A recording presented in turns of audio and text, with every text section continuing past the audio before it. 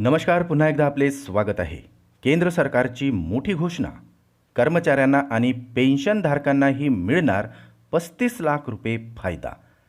चला तर पाहूया ही आनंदाची बातमी. त्यापूर्वी चॅनलला नवीन असाल तर सबस्क्राईब करायला विसरू नका.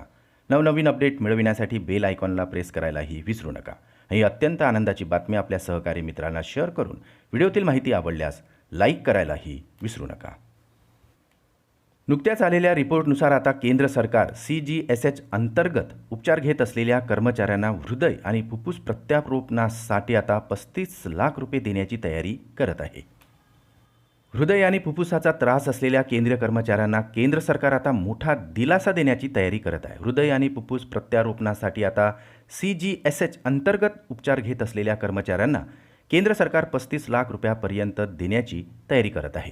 आता या प्रस्तावाला अंतिम रूप देण्यासाठी केंद्रीय आरोग्य आणि कुटुंब कल्याण मंत्रालयाने 9 सदस्यांची उच्चस्तरीय समितीसुद्धा स्थापन केलेली आहे.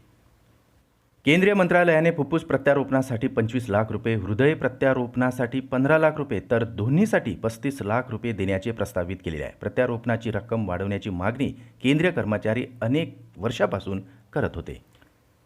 कर्मचारी संघटनांच्या मागणीनुसार केंद्रीय आरोग्य आणि कुटुंब कल्याण मंत्रालयाने CGSHच्या संचालकाच्या अध्यक्षतेखाली एक समितीही स्थापन केलेली आहे. 9 जणांच्या समितीत तज्ज्ञ डॉक्टरही असणार आहे. जास्तीत जास्त रक्कम घेण्यासाठी समितीची मंजुरी देखील आवश्यक असू शकते, असा आदेश आता नुकताच केंद्रीय सरकारकडून जारी करण्यात आलेला आहे.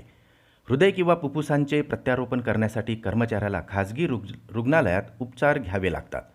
प्रत्यारोपण अत्यंत महागडे असल्याने कर्मचाऱ्यांना हृदय आणि फुफ्फुसांचे उपचार सहजासहजी घेता येत नाही.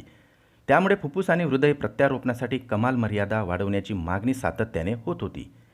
प्रत्यारोपणासाठी निधी वाढवण्यासाठी स्थापना करण्यात आलेली समिती आता लवकरच आपला अहवाल मंत्रालयाला सादर करणार आहे. पेन्शनधारकांनाही याचा फायदा मिळणार आहे.